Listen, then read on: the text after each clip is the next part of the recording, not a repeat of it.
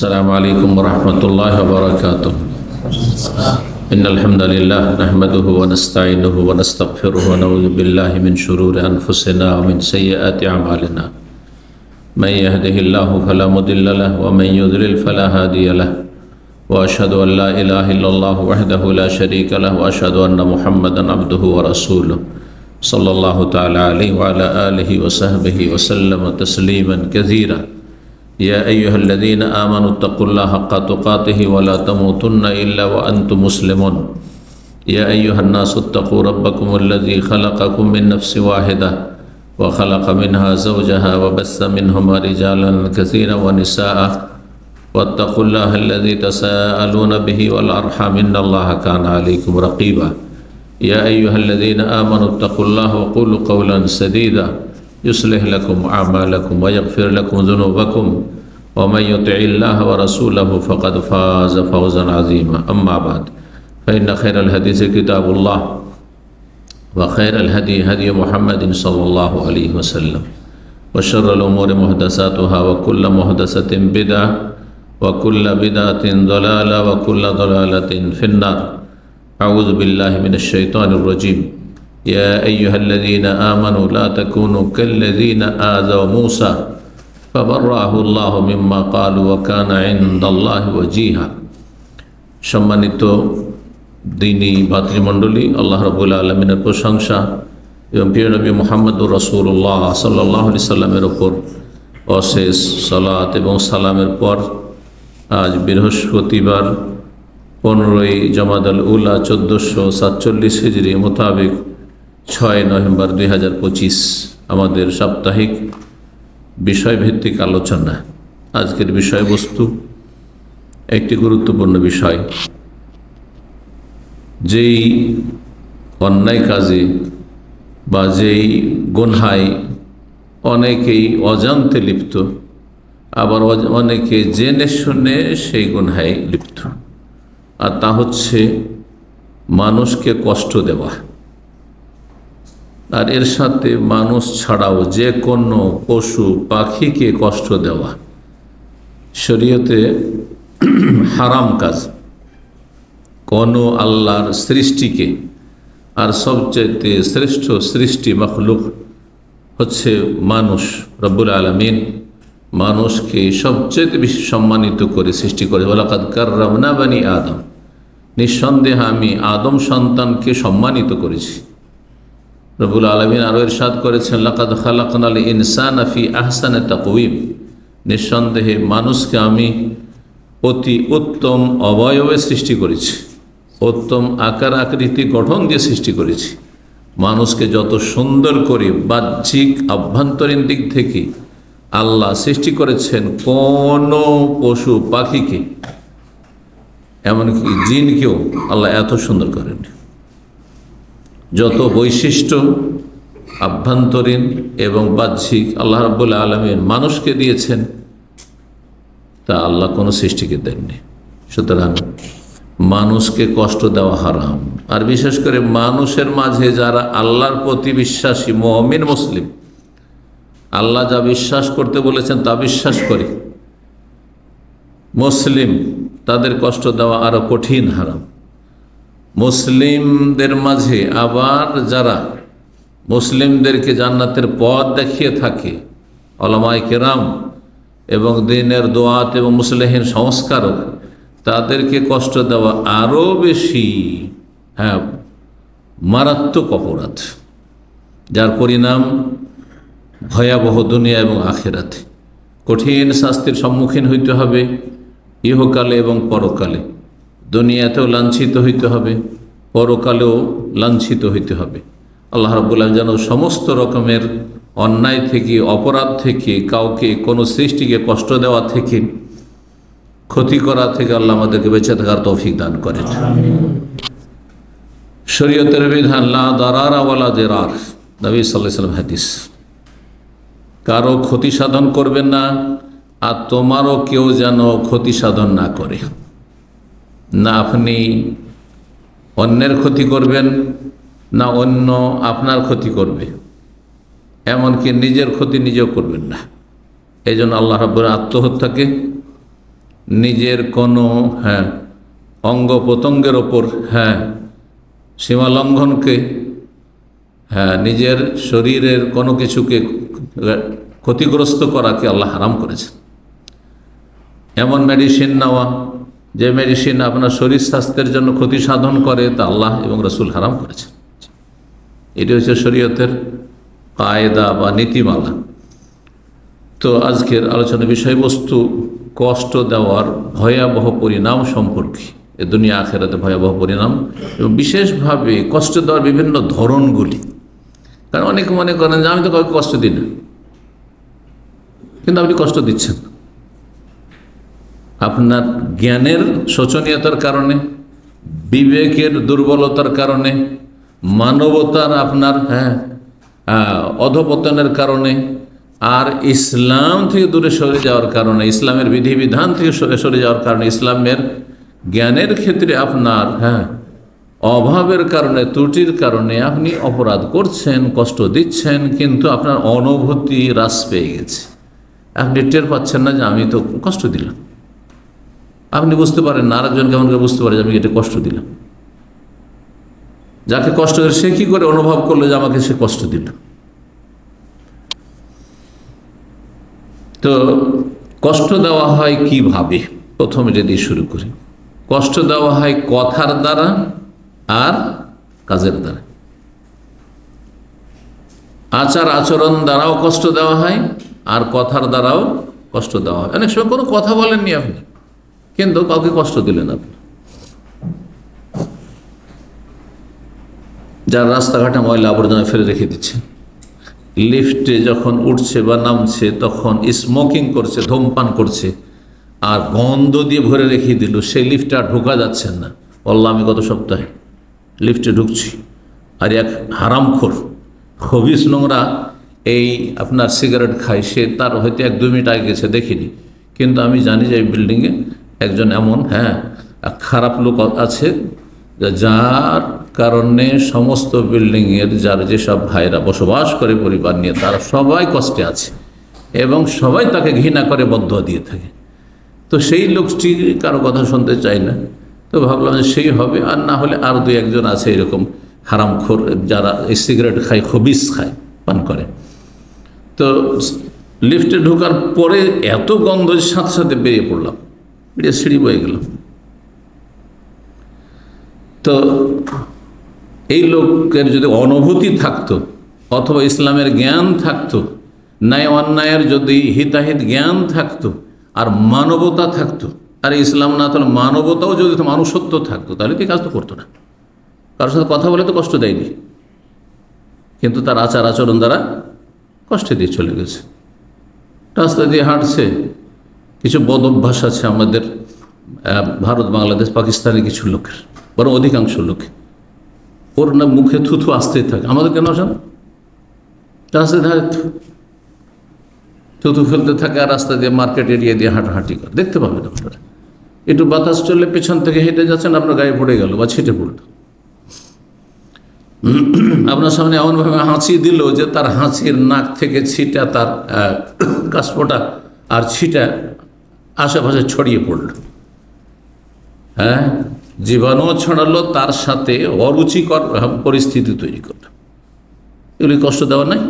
তো এইরকম যদি হাদিস ওয়ালা হারা যদি এইভাবে এক একটা করে বলি, তাহলে সারা রাত বলে শেষ করা যাবে না। আজকাল মানুষরা মানুষকে যে কষ্ট দিয়ে থাকে কথার দ্বারা, কাজের দ্বারা, উদাহরণ দেওয়ার শেষ নাই। তো আমি 15টি পয়েন্ট বলবো, যেই পয়েন্টগুলি সম্পর্কে মোটামুটি একটা আইডিয়া আসলে আপনার জীবনে অন্তত কষ্ট দেওয়ার ক্ষেত্রে আপনি সজাগ থাকবেন না, কষ্ট দিবেন না। অন্তত এতটা তো জানলেন যে এগুলোতে কষ্ট হয় মানুষকে, এগুলোতে আমারও কষ্ট হয়।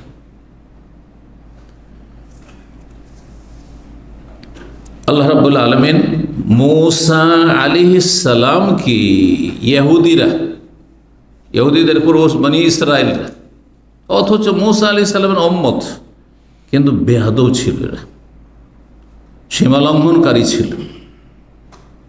রাসূলুল্লাহ সাল্লাল্লাহু আলাইহি ওয়াসাল্লাম কি কালিমুল্লাহ, আল্লাহর সাথে সরাসরি কথা বলেছে মূসা আলাইহিস সালাম, তাকে তারা কষ্ট দিয়েছে। রব্বুল আলামিন সাথে ইয়া আইয়ুহাল্লাযীনা আমানু, সমস্ত মুমিন মুসলিমকে আল্লাহ সম্বোধন করে বলছেন, হে ঈমানদারগণ, হে মুমিন মুসলিম, লা তাকুনু কাল্লাযীনা আযাউ মূসা, তোমরা তাদের মতো হইও না বদচরিত্রের, চরিত্রহীন, খারাপ আচরণের, সীমালঙ্ঘনকারী। আল্লাযীনা আযাউ মূসা, যারা মূসা আলাইহিস সালামকে কষ্ট দিয়েছিল তাদের মতো। মূসা আলাইহিস সালামকে বনি ইসরাইল ইহুদিদের পূর্বপুরুষরা বাপদাদারা কষ্ট দিয়েছিল, তাদের মতো তোমরা নোংরা চরিত্রের হইও না, চরিত্রবান হও, মানুষের মতো মানুষ হও, মুসলিমের মতো মুসলিম হও। লা তাকুনু কাল্লাযীনা আযাউ মূসা ফাবাররাহুল্লাহ, আল্লাহ তাকে দোষমুক্ত করেছিলেন। হ্যাঁ, তিনি যে রোগমুক্ত দোষমুক্ত সেটা সুস্পষ্ট করে দিয়েছেন। ওয়া কানা ইনদাল্লাহি ওয়াজিহা, মূসা আলাইহিস সালাম আল্লাহর কাছে বড়ই সম্মানিত নবী ছিলেন, মর্যাদাবান রাসূল ছিলেন। এই আয়াত দিয়ে শুরু করছি, যে আয়াতটি সূরা আহজাবের আয়াত নম্বর 69। বললাম যে কষ্ট দেওয়া হয় কথা দিয়ে আর কাজ দিয়ে। এক নম্বর কষ্ট দেওয়া, কাউকে গালমন্দ করে। সে আপনার স্ত্রীকে গাল দেন, স্বামীকে গাল দেন। অনেক খারাপ চরিত্রের মহিলারা আছে, ঝগড়া হলে স্বামীকেও গাল দেয়, সমানে গাল দেয়। যেমন স্বামী গাল দিচ্ছে, সেও খারাপ, সেও নোংরা, তো স্ত্রীও স্বামীকে গাল দিচ্ছে। হ্যাঁ, স্বামীও হ্যাঁ তুই তাকার করছে, তো স্ত্রীও তুই তাকার করছে স্বামীকে। যেমন অকথ্য ভাষা স্বামী বলতে পারে, অকথ্য ভাষাতে স্ত্রীও বলতে পারে। কত লোক আমার কাছে এসেছে, স্ত্রীকে তালাক দিয়ে, কেন তালাক দিলে তুমি? বলছে টেলিফোন এইখানে 3000 কিলোমিটার দূর থেকে এইখানে টেলিফোনে কথা বলছে, একটু কিছু শাসন করতে কিছু বলতেই আমি এক তুই বলেছি, ও তুই তুই করে আমাকেও গাল দিতে লেগেছে। তখন আমার রাগ বরদাস্ত হয়ে তালাক তালাক, সব শেষ। বুঝতে পেরেছেন? তো গাল মন্দ করা সেটা যাকেই দেন, বাপ মা ছেলে মেয়েকে গাল দিক, ছেলে মেয়ে বাপ মাকে দিক, যেটা সবচাইতে বড় কাবিরা গুনাহ আল্লাহকে রসুলকে গাল দেওয়ার পরে। গাল দেওয়ার স্তর আছে, সবগুলি হারাম, কিন্তু হারামের ওপর হ্যাঁ কঠিন হারাম রয়েছে, আকবরুল কাবায়ের রয়েছে। আল্লাহকে গাল দাও, আল্লাহর দুশ্মন, নাস্তিক, জালেম, মুশরিক, কাফেররা অনেকে হ্যাঁ আল্লাহকে গাল দিয়ে থাকে, রসুল সাল্লাল্লাহু আলাইহি সাল্লামকে গাল দিয়ে থাকে। সবচেয়ে বড় অপরাধ, দুনিয়া এবং আখিরাতে কঠিন শাস্তি রয়েছে এদের জন্য। গাল বন্ধ করা এক কথা, কাউকে গাল বন্ধ করা যাবে না, আপনার ছোট হোক বড় হোক, দুশ্মন হোক, এমনকি দুশ্মন হোক, শত্রু। কোরআনে কারিমে আল্লাহ ইরশাদ করেছেন, ওয়ালা তাসুব্বুল্লাযীনা ইয়াদউনা মিন দুনিল্লাহ, ওদেরকে গাল দিও না যারা আল্লাহ ছাড়া অন্যকে আহ্বান করে, মানে অন্যের পূজা করে, মানে কাফেরকে গাল দিও না। আর একটি তাফসীর হচ্ছে যে তাদের দেবদেবীকে গাল দিও না, জি, অথচ শিরক করছে, কুফরি করছে, তাদেরকে গাল দিও না। ওয়ালা তাসুব্বুল্লাযীনা ইয়াদউনা মিন দুনিল্লাহ, আর দুটি তাফসীর হইতে পারে, যারা আল্লাহ ছাড়া অন্যকে ডাকে, মুশরিক বহুত্ববাদী কাফেরেরা, তাদেরকে গাল দেবে না, তাদের কুফরির কারণে, তাদের অপরাধের কারণে, শিরকের কারণে। আর তাদের দেব দেবী যেগুলি কোনো কিছুই করতে পারে না, তাদেরকে গাল দেবে না, যদিও ধর্ম বাতিল ভ্রান্ত। কেন? কারণ এর রিয়াকশন আছে, প্রতিক্রিয়া আছে। ফায়াসুবুল্লাহ আদওয়ান বিগাইরি ইলম, তারা যে আল্লাহকে গাল দিতে লাগবে তাদের মূর্খামির কারণে, অজ্ঞতার কারণে। ভাবছে তোরা আমাদের দেবদেবীকে গাল দিবি, হ্যাঁ তো তোদের আল্লাহকে আমি গাল দেবো বা আমরা গাল দেবো। সুবহানাল্লাহ, চিন্তা করুন। যারা তর্ক বিতর্কে জড়ালে বা একটু কিছু ঝগড়া হলে মনে মনে গালাগালি শুরু করেন, হ্যাঁ আপনার কারণে আপনার বাপ গাল খাচ্ছে, আপনি ঝগড়া করছেন, আপনি তো গাল খেলেন, আপনার বাপও গাল খেলো, জোড়া গালি, জোড়া গালি বুঝেন তো দেশে, হ্যাঁ আপনার মাও গাল খাচ্ছে, আপনার বংশধর যারা কোনো অপরাধ করেনি, আপনি তর্ক করেছেন, আপনি ঝগড়া করেছেন, আপনার কারণে তারা গাল খাচ্ছে। গালমন্দ করা। কাফের মুশরিকদের সম্পর্কে, ইহুদীদের সম্পর্কে আল্লাহ বলছেন, ওয়ালা তাসমাউন্না মিনাল্লাযীনা উতুল কিতাবা মিন ক্বাবলিকুম ওয়া মিনাল্লাযীনা আশরাকু আযান কাসীরা। হে নবী, তুমি অবশ্যই অবশ্যই শুনতে পাবে, তোমাকেও গাল খেতে হবে। শুনবে তুমি প্রত্যক্ষ অথবা পরোক্ষ, সরাসরি গাল দেবে, আর না হলে চোখের আড়ালে গাল দেবে। তোমার কাছে খবর আসবে যে আমাকে গাল দিয়েছে। কারা? মিনাল্লাযীনা উতুল কিতাব, যাদের কিতাব দেওয়া হয়েছে, ইহুদি খ্রিস্টান, তারাও গাল দেবে, নবীর মানহানি করবে, ব্যঙ্গচিত্র করবে, কোরআনকে জ্বালাবে, ইসলামের বিরুদ্ধে বিষোদ্গার করবে। ওয়ামিনাল্লাযীনা আশরাকু, আর যারা মুশরিক কাফের, তাদের থেকেও তুমি শুনতে পাবে আযান কাসীরা, বহু রকমের কষ্ট। এক রকমের কষ্ট না, মানসিক কষ্ট, শারীরিক কষ্ট, পারিবারিক কষ্ট, সব রকমের কষ্ট দিতে পারে, সব রকমের কষ্ট দিতে পারে। আপনাকে কথার দ্বারা কষ্ট দিতে পারে, কাজে কষ্ট দিতে পারে। সূরা আলে ইমরান আয়াত নম্বর 186, সহিহ মুসলিমের 66 নম্বর হাদিস। রাসূলুল্লাহ সাল্লাল্লাহু আলাইহি ওয়াসাল্লাম বলেছেন, লা ইয়াদখুলুল জান্নাতা মান লা ইয়ামানু জারুহু বাওয়াইকাহু। ওই ব্যক্তি জান্নাতে যেতে পারবে না, জান্নাতে যাবে না, অথচ মুসলিম, নামাজ পড়েছে, সহি আকীদার দাবিদার, কিন্তু কিসের জন্য জান্নাতে যাবে না?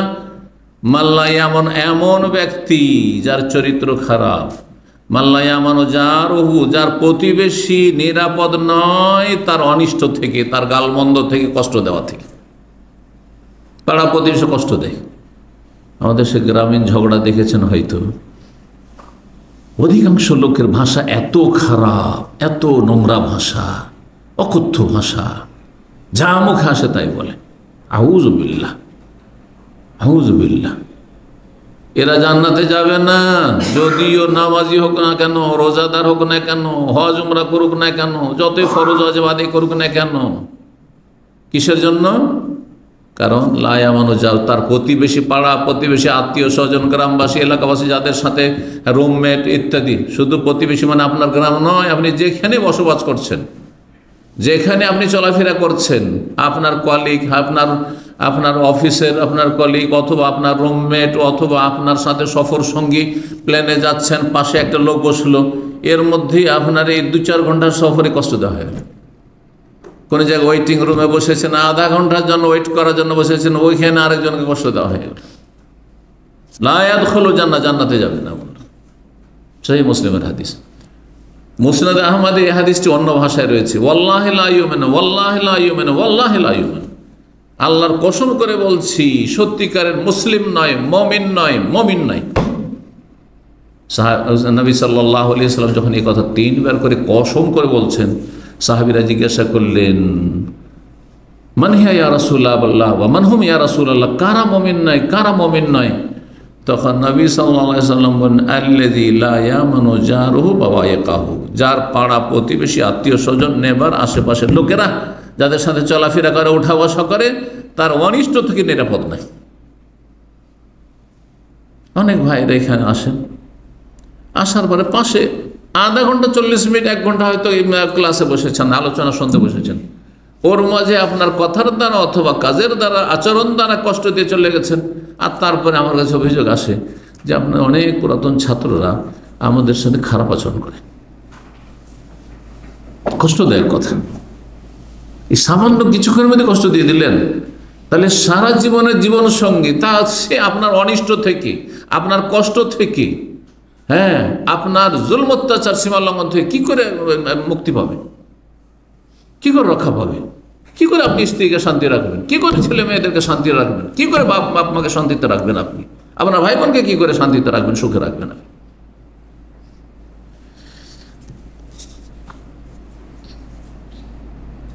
আরেকটি হাদিস শোনায় মুসনাদ আহমদের, আবু হুরায়রা রাদিয়াল্লাহু তাআলা আনহু বর্ণনা করছেন যে একজন লোক এসে বলে, ইয়া রাসূলুল্লাহ, ইন্না ফুলানাতান, মদিনায় একজন মহিলা আছে, জনৈকা মহিলা, ইউযকারু মিন কাসরাতি সিয়ামিহা ওয়া সালাতিহা ওয়া সাদাকাতিহা, তার কথা খুব আলোচনা, মদিনায় চর্চা হচ্ছে যে অনেক বেশি নফল সালাত পড়ে, অনেক বেশি নফল রোজা রাখে, অনেক বেশি দান সাদকা করে, গায়রা আন্নাহা তুজি জিরানাহা বিলিসানিহা, তবে পাড়া প্রতিবেশীকে তার কথার দ্বারা, ভাষার দ্বারা কষ্ট দিয়ে থাকে,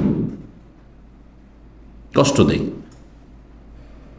নামাজে ত্রুটি ছিল না, রোজায় ত্রুটি ছিল না, দান জাকাত ছাড়া দান সাদকা তো ত্রুটি ছিল না, ওগুলো সব ঠিক ছিল, ইবাদত বন্দেগী ঠিক ছিল, কিন্তু আখলাক চরিত্রে অধপতন ছিল, নৈতিকতা ছিল না, মানবতা ছিল না, কষ্ট দিয়ে থাকে পাড়া প্রতিবেশীকে।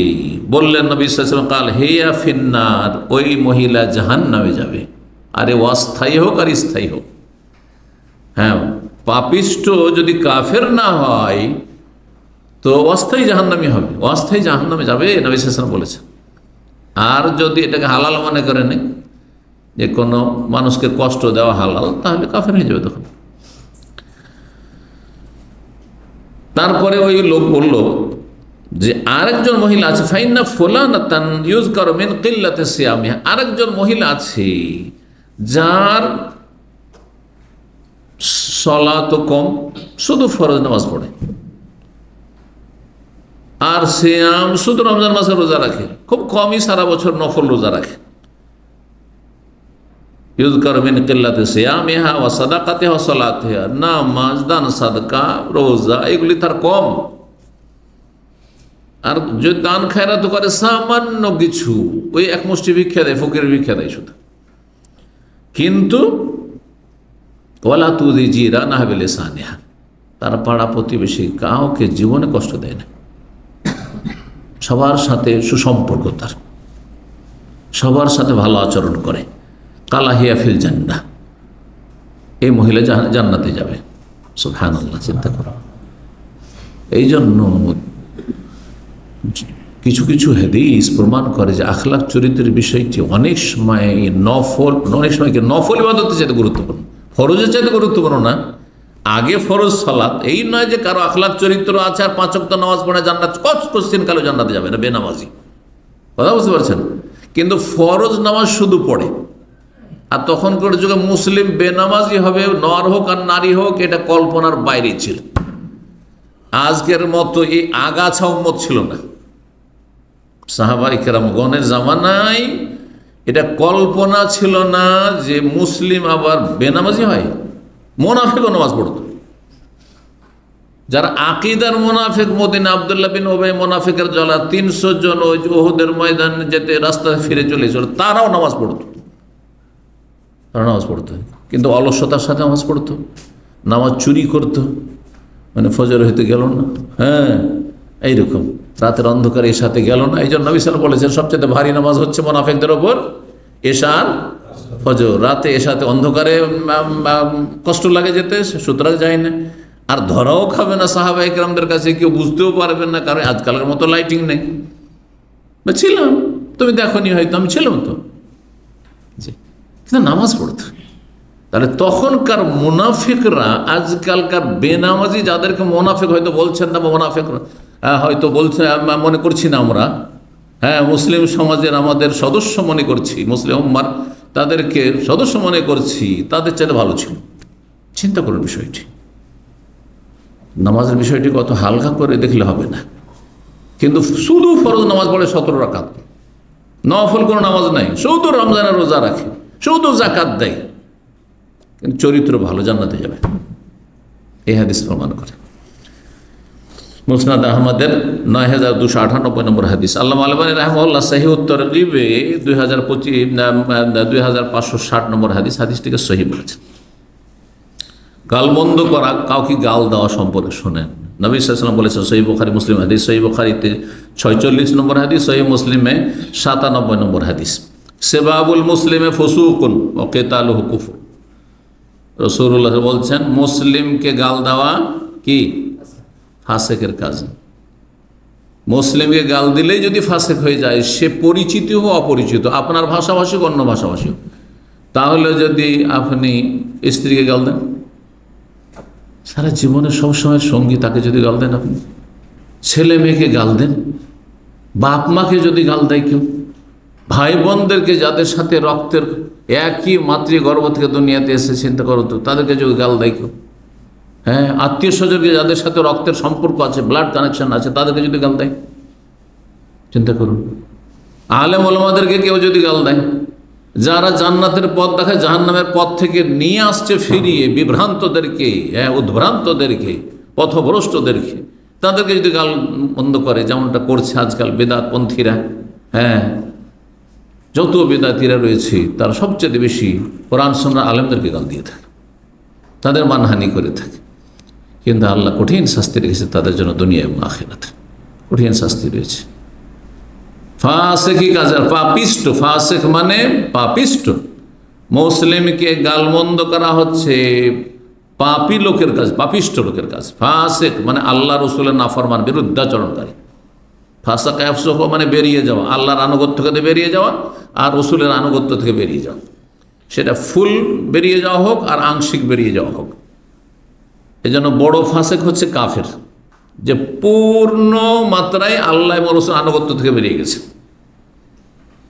আর যারা বিভিন্ন পাপে জড়িয়ে আছে, কাবিরা গুনাহতে, তারা ফাসেক। যতটা পাপ কাবিরা গুনাহ আছে তত বেশি বেরিয়ে আছে আল্লাহ এবং রসুলের আনুগত্য থেকে। আল্লাহ রাব্বুল আলামিন তার এবং তার রাসূলের আনুগত্য করা তৌফিক দান করেন, নাফরমানি থেকে আমাদের বেঁচে থাকার তৌফিক দান করেন, সততার জীবনযাপনের তৌফিক দান করেন। বলছিলাম প্রথম পয়েন্ট, সেখানে মুসলিমকে গাল দেওয়া কি ফাসেকের কাজ। গাল দিলি, গালাগালি করলে ফাসেক। কর্মক্ষেত্রে আমাদের দেশে অধিকাংশ মানুষ এত ভাষা খারাপ, এত ভাষা খারাপ, কথাই কথায় গাল, কথাই কথায় গাল। আউযুবিল্লাহ। ফোরম্যান, সুপারভাইজার, তার আন্ডারে যারা কাজ করে, সব গাল ছাড়া কোনো আদেশই নেই, আদেশ নেই। নাউযুবিল্লাহ, পাপিষ্ট এরা। ওয়াকিতালুহু কুফরুন, আর মুসলিমদের সাথে মারামারি করা, উত্তেজিত হয়ে লাফিয়ে একবারে মারামারি করতে চলে, তোর চাইতে কম পারে, কুফরি কাজ এটি। হালাল মনে করলে বড় কাফের, বড় কুফরি। আর যদি হালাল নাও মনে করেন যে অন্যায় কাজটি করছি কিন্তু মারামারি করছেন আপনি, তাহলে এটি আল্লাহ ছোট কুফরি, কাবিরা গুনাহ। কারণ আল্লাহর নিয়ামত হচ্ছে মুসলিম ভ্রাতৃত্ব। শুনে রাখেন ভালো করে ব্যাখ্যাটি।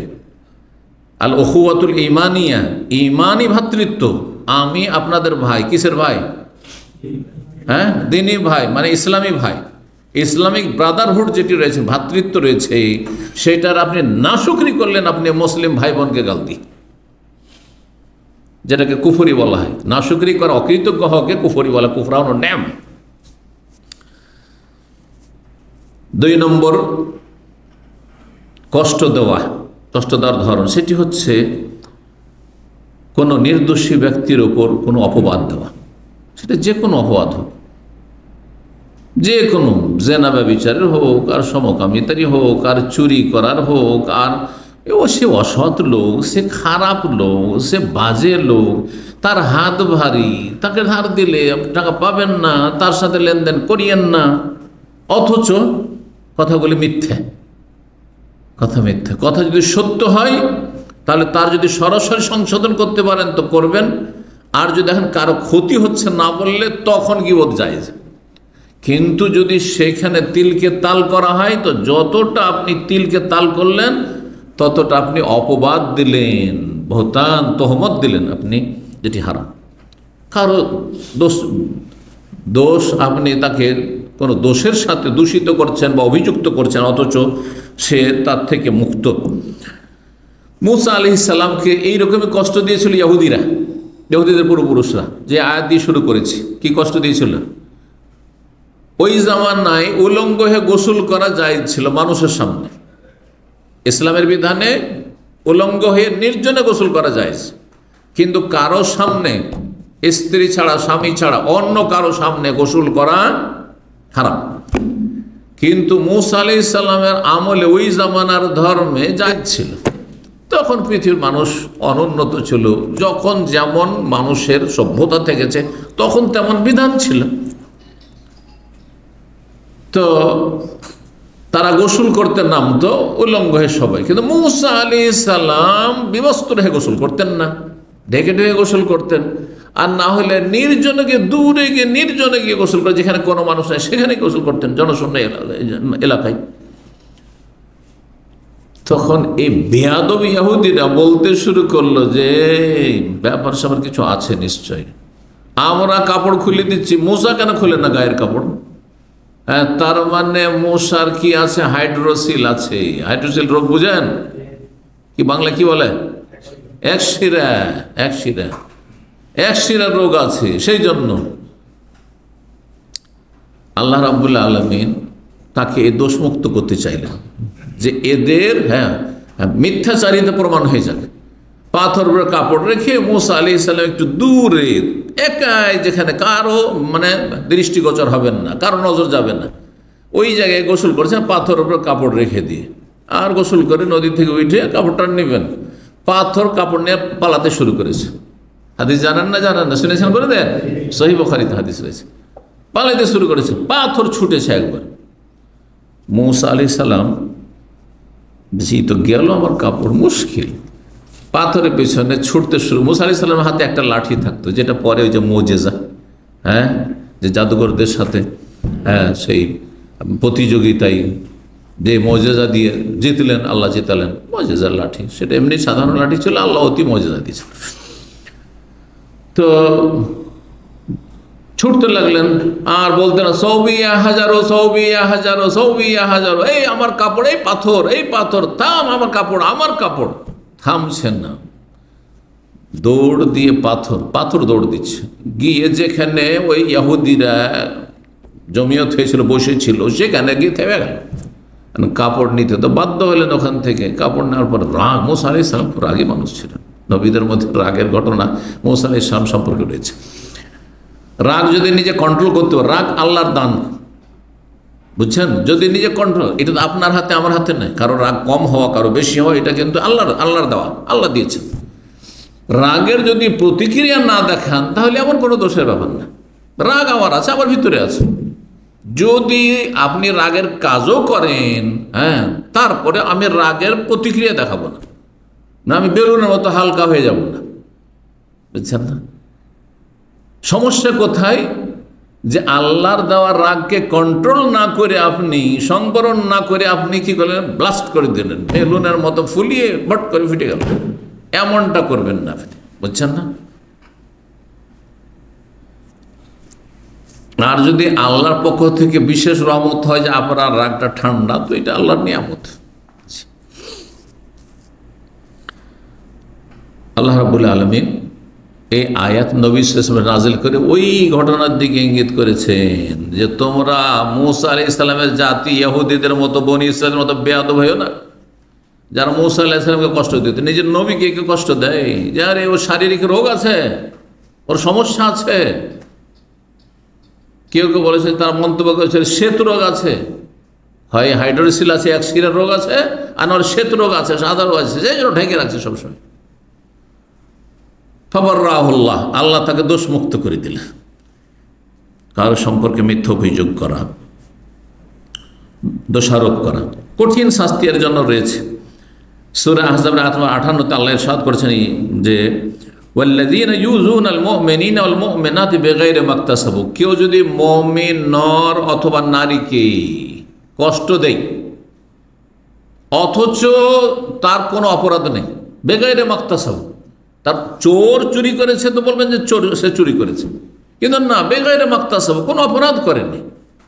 আপনি অনুমান ভিত্তিক বলে দিলেন, একটা মন্তব্য করে দিলেন, আপনি ধারণা ভিত্তিক, আপনার কুধারণা, সবসময় নেগেটিভ আপনি চিন্তা করছেন আপনি, অথবা তিলকে তাল করে দিলেন, দিয়ে আপনি দোষ চাপিয়ে দিলেন আপনি।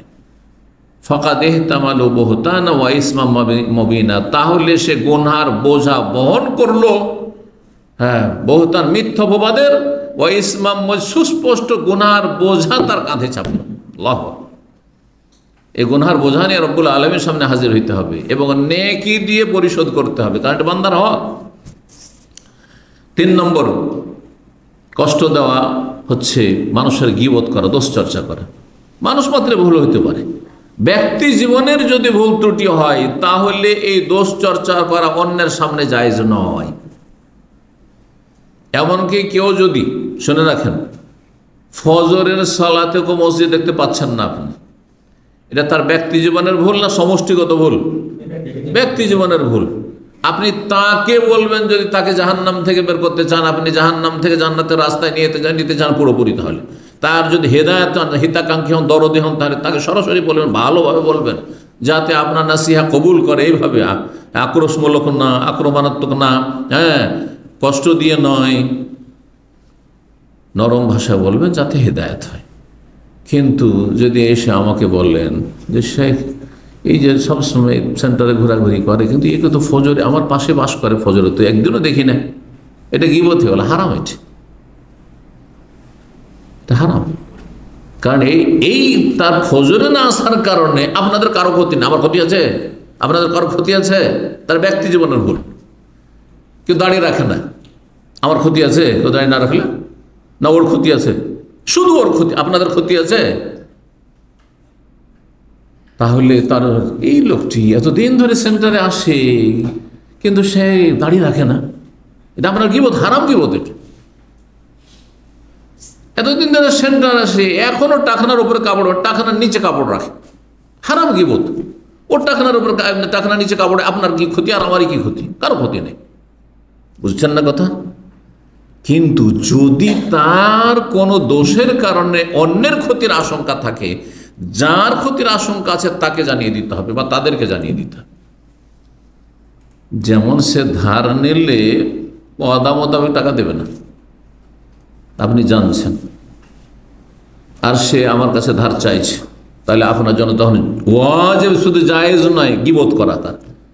যে আমাকে বলে শেখ আপনার সাথে একটা পার্সোনাল কথা আছে, ও তখনই ধার চেয়েছে, ডাকেন ওখানে, ডেকে বাইরে বলেন যে ওকে ধার দেন না, কারণ ওকে ধার যারাই দিয়েছে ওয়াদা মোতাবেক টাকা দেয়নি, বুঝতে পেরেছেন? আরেকজন তার সাথে পার্টনারশিপ ব্যবসা করতে যাচ্ছে, জানছেন যে ও বেঈমান, চরিত্রহীন, টাকা পয়সা মেরে খেয়ে নিবে, আমারও তো খেয়ানত করবে, তাহলে তখন আপনার গীবত করা ফরজ। এমন নবী রহমতুল্লাহ আলাইহি রিয়াজুস সালিহিনে ৬-৭টি জায়গায় গীবত করা, কোনো জায়গায় জায়েজ, কখনো ফরজ, হ্যাঁ, হারাম না তখন আর, অথচ গীবত কাবিরা গুনাহ। এটা ব্যক্তি জীবনের, দুনিয়ার টাকা পয়সার ক্ষয়ক্ষতি, হ্যাঁ, দুনিয়ার কোনো ক্ষতি থেকে বাঁচাবার জন্য গীবত করা যদি ফরজ হয়ে যায়, তাহলে কেউ যদি জাহান্নামের দিকে নিয়ে যায়, বেদাতি বক্তা বলছে একামতের দিন মানে রাষ্ট্রীয় ক্ষমতা, আর তার যদি ভুল ধরে আপনাদের সামনে বলা হয়, তো আপনাদের এক শ্রেণীর মূর্খদের মতো বললেন, ওনাকে কেন বলা হইল না, পার্সোনাল কেন বললেন না? আরে উনি পার্সোনাল করে রেখেছেন, উনি তো সমস্ত লোককে গুমরা করেছেন। ইন্নাহুন্না আযাল্লাল্লাহ কাসীরা মিনান নাস, অসংখ্য মানুষকে গুমরা করেছেন। কানাকে হাইকোর্ট দেখেছেন, আকিমউদ্দিন মানে ক্ষমতা দখল করা, আকিমউদ্দিন মানে ক্ষমতা দখল, কোথায় পেলেন এটা? 1400 বছরে কোনো মুফাসসির তাফসীর করেনি। মওদুদির আগে আর হাসানুল বান্না, সৈয়দ কুতুবের আগে এই তাফসীর কেউ জানতো না। জি, ভালো করে শুনে, তাহলে বলতে হবে না, উখরিজাত লিন-নাস, মানব জাতির কল্যাণের জন্য বের করা হয়েছে। এর তাফসীর ইলিয়াসি তবলিগি চিল্লাওয়ালারা বলছে উখরিজাত লিন-নাস মানে বের হইতে হবে বাড়ি থেকে। কয়দিনের জন্য? বলে চিল্লার জন্য, 40 দিনের জন্য বের হইতে হবে, না পারলে 3 দিনের জন্য বের হইতে হবে। এই ব্যাখ্যা মাওলানা ইলিয়াসের আগে আর কোনো আলেমই করেনি, সাহাবায়ে কেরামের জামানা থেকে আজ পর্যন্ত। কথা বুঝতে পেরেছেন? তাহলে সতর্ক করতে হবে না? তারা কানাকে হাইকোর্ট দেখাবে, হ্যাঁ, কুঁড়ে ঘর দেখিয়ে, আর আমি হাইকোর্টটাকে হাইকোর্ট দেখাইতে পারবো না। কথা বুঝতে পারছেন না? তখন সবার সামনে গীবত করা ওয়াজিব, কারণ এটি জান্নাত জাহান্নামের বিষয় রয়েছে, এটি টাকা পয়সার ক্ষয়ক্ষতির বিষয় নয়, এটা ব্যবসা বাণিজ্যের লস খাওয়া, আমানতের খেয়ানতের বিষয় শুধু নয়। কথা বুঝতে পারছেন? কেউ বিয়ের সাথে লাগাইতে আসছে, তখন এই ক্ষেত্রে, তার এইসব ক্ষেত্রগুলিতে গীবত করা, যেখানে অন্যরা ক্ষতিগ্রস্ত হইতে পারে, তখন গীবত করা ফরজ হয়ে যাবে, কখনো সুন্নত মুস্তাহাব থাকবে, কখনো জায়েজ থাকবে। আর এমনি আসল হচ্ছে গীবত করা কি হারাম। সূরা হুজরাত 12-তে আল্লাহ রাব্বুল আলামিন কঠোরভাবে নিষেধ করেছেন, গীবত করা মানে মরা ভাইয়ের গোশত খাওয়া। মরা মানুষের গোশত কেটে কেটে যদি খায় কেউ, তো মরা লোকটি বলতে পারবে যে আমাকে কষ্ট দিও না, হ্যাঁ, আমার গোশতগুলি এভাবে টুকরো টুকরো করে বলতে পারবে? ঠিক ওই রকমই চোখের আড়ালে আছে কোনো লোক, আর তার সম্পর্কে দোষ চর্চা করছেন, সে কি বলতে পারবে যে আমি এমনটা নই? অথবা আপনি ভুল বুঝেছেন আমাকে বলতে পারবে? অথবা তার কি সংশোধন হইল? কিন্তু সে যদি সামনে থাকতো তাহলে সংশোধন হইত। আপনি ওকে একা বলতেন, ব্যক্তি জীবনে ভুল। এই জন্য মরা ভাইয়ের গোস্তের সাথে তুলনা করা হয়েছে, যেন মরা মানুষ যেমন নিজের পক্ষ থেকে ডিফেন্স করতে, প্রতিরক্ষা করতে পারে না, ঠিক তেমনি যেই লোক আপনার সামনে নেয় আর তার দোষ চর্চা করছেন, সে তার বিষয়টি ক্লিয়ার করতে পারবেন না। দোষ চাপিয়ে দিলেন তার উপর, দোষী হয়ে থেকেই গেল, অথচ দোষী নয় হয়তো, অথবা আপনি ভুল বুঝেছেন আর তাকে আপনি। 4 নম্বর কষ্ট দেওয়া হচ্ছে। 3 জন লোক আছেন, অনেক সময় সফর, বিশেষ করে সফরে থাকলে আরো কঠোরভাবে নিষিদ্ধ। এখন এইখানে যদি শুধু 3 জন লোক থাকে, একজনকে বাদ দিয়ে আরেকজনকে বলছেন ভাই আপনার সাথে একটা পার্সোনাল কথা আছে, আর এখানে গুনগুন করে কানে কানে আপনার কথা বলছেন, হ্যাঁ, গোপন আলাপ করতে লাগলেন, এটা তো ওই লোকটি কষ্ট পাবে না? হ্যাঁ, কষ্ট পাবে যে আমি তাদের মনে হয় শত্রু, হ্যাঁ, আমাকে এরা বিশ্বাস করে না, অথবা আমার বিরুদ্ধে ষড়যন্ত্র। যদি সফরে হয়, মরুভূমিতে হয়, তো শয়তান আরো সুযোগ পেয়ে যাবে, তোকে মারবে এখানে তো বাঁচাবারও কেউ নেই, ওরা 2 জন যুক্তি করে তোকে মেরে ফেলে দিবে, হবে না? হবে না? জি, সেই জন্য নবী সাল্লাল্লাহু আলাইহি ওয়াসাল্লাম কঠোরভাবে এটাও মানসিক কষ্ট দাও। তাহলে কষ্ট দেওয়া শারীরিক হইতে পারে, কষ্ট দেওয়া মানসিক হইতে পারে, কথার দ্বারা হইতে পারে, বিভিন্ন আচার আচরণ দিয়ে হইতে পারে কষ্ট দেওয়া। এখানে মানসিক কষ্ট দিলেন। আজকাল বলছে মেন্টাল টর্চার, হাতে মারে না, লাঠি দিয়ে মারে না, কেন মানসিক আঘাত করছে, মানসিকভাবে আঘাত করছে। এই মর্মে বেশ কিছু হাদিস রয়েছে। একটি হাদিস রাসূল বলছেন, এজা কুনতুম সালাসা, তোমরা যদি 3 জন কোথাও থাকো, ফালা ইয়াতানাজা ইসনাদুনা সালিস, 2 জন গোপন আলাপ করছো, একজনকে বাদ দিয়ে আলাদা হয়ে এই কাজটা করবেন না। কেন? ফাইন্না যালিকা ইউহজানহু, এটা ওই ব্যক্তিকে কষ্ট দেবে, তার মনও কষ্ট হবে, হ্যাঁ, তার মানসিক একটা কি হবে, তার উপর অত্যাচার হবে, সে মেন্টাল দিক থেকে সে বিভিন্ন দুশ্চিন্তায় পড়ে যাবে যে এমনটা কেন করছে। 3 জন একসাথে হাঁটছেন, আর হাঁটতে 2 জন হাতে হাত দিয়ে বা কাঁধে হাত দিয়ে গল্প করছেন, আর ওকে পেছনে রেখে দিচ্ছেন, ওর সাথে হতে দিচ্ছেন না, আগে হয়ে যাচ্ছেন না পিছনে হয়ে যাচ্ছেন না, এরকম কাজ করবেন না। এইরকমই একজন আরবি বা অন্য ভাষী, উর্দু ভাষী, যে আপনার বাংলা বুঝেন না, আর 2 জন আপনার বাংলা ভাষী, ওখানে আপনার বাংলা কথা বলিয়েন না, কারণ বিভিন্ন চিন্তা করতে পারে যে কি যে বলছে আমার সম্পর্কে, কি যে বলছে, ও নেগেটিভ ধারণা করতে পারে। এই ক্ষেত্রে এটাও, যদিও তার সামনে কথাগুলি শুনছে কিন্তু কিছু বুঝে না, তো কিছু বুঝে না। এই জন্য অন্য ভাষাভাষী থাকলে তার ভাষায় কথা বলে। একজন আরবিয়ান আছে, একজন উর্দু ভাষী আছে, উর্দুতে কথা বলেন, আরবিতে কথা বলেন, যাতে করে ওর কোনো টেনশন না থাকে। 5 নম্বর কষ্ট দেওয়ার একটি দিক হচ্ছে রাস্তাঘাটে বসে থাকা। অনেকে রাস্তাঘাটে ধর্ণা দেয়। আমাদের দেশে গ্রামে গঞ্জে দেখবেন বাড়ির বাইরে উঠানে রাস্তার পাশে বসে ধর্ণা দিচ্ছে, হ্যাঁ, গপসপ করছে, গল্প করছে, না, এগুলি ভালো কাজ নয়, এগুলি কষ্ট দেওয়া। যত মহিলা যাচ্ছে ওই দিক থেকে দেখতে শুরু করলো, এই যত পর্যন্ত নজর যায়, কষ্ট দিল না? হ্যাঁ, অথবা কোনো পুরুষ লোক যাচ্ছে, যেমনই গেল, এটা কে রে, ওই যে শুরু হয়ে গেল, ওইটা তখন টপিক, গিবত শুরু হয়ে গেল, ও দোষ চর্চা শুরু হয়ে গেল, নেগেটিভ পজিটিভ সব শুরু হয়ে গেল।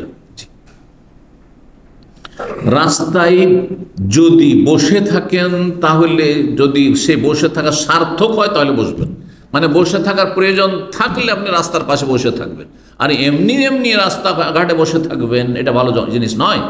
এইরকমই এই যে আপনার সিটি সেন্টার, যেটাকে সিকো মার্কেট বলা হচ্ছে, অনেক আমাদের ভাষাভাষীরা, আমাদের সেন্টারে কিছু লোক আসে, শুনলাম, এই গতকালকেও শুনলাম, যে এদের ডিউটি শেষ হলে কি ওই সিকো মার্কেটে ধর্ণা দিবে, কোথায় দাঁড়িয়ে আছে, না কোথায় বসে আছে, না কোথায় আড্ডা দিচ্ছে। আউযুবিল্লাহ, এগুলো অভদ্র লোকদের কাজ, যাদের সময়ের কোনো মূল্য নেই। আপনি হয় দিন শিখেন, আর না হলে আপনার স্ত্রীর সাথে কথা বলেন ঘরে বসে, আপনার ছেলে মেয়েকে আদর করেন, স্নেহ করেন একটু টেলিফোনে, আর না হলে একটু ঘুমান, শরীরকে আরাম দেন, আপনি কোরআন তেলাওয়াত শোনান, দিনের আলোচনা ঘরে বসে শোনেন, আপনি ভালো কাজ, গঠনমূলক কাজ করেন আপনি। না হলে পারলে আপনি ওভার টাইম, পার্ট টাইম কিছু ওগুলো করেন, কিন্তু আপনি এখানে ধর্ণা দিচ্ছেন কী জন্য? এই নজর দিয়ে কত গুনাহ হচ্ছে। আর তারপরে হয়তো দেখা দেখি কেউ দোষ চর্চা করছে, গীবত করছে, মিথ্যা কথা বলছে, তো হ্যাঁ হ্যাঁ কথা ঠিক ঠিক, আপনিও ঠিক ঠিক করে দিলেন, আর সেই গুনাহতে শরীক হয়ে গেলেন। এগুলো ভালো মানুষের পরিচয় নয় মোটেই। রাস্তার পাশে বিনা ফায়দায় বসে থাকে, এই মর্মে হাদিস শোনায় আপনাদেরকে, সহিহ বুখারীর হাদিস। আবু সাঈদ খুদরী রাদিয়াল্লাহু তাআলা বলছেন, নবী সাল্লাল্লাহু আলাইহি ওয়াসাল্লাম বলেন, ইয়াকুম আল জুলুসা ফি তুরুকাত, সাবধান তোমরা রাস্তাঘাটে বসে থাকবে না, রাস্তার পাশে বসে থাকবে না, সাবধান।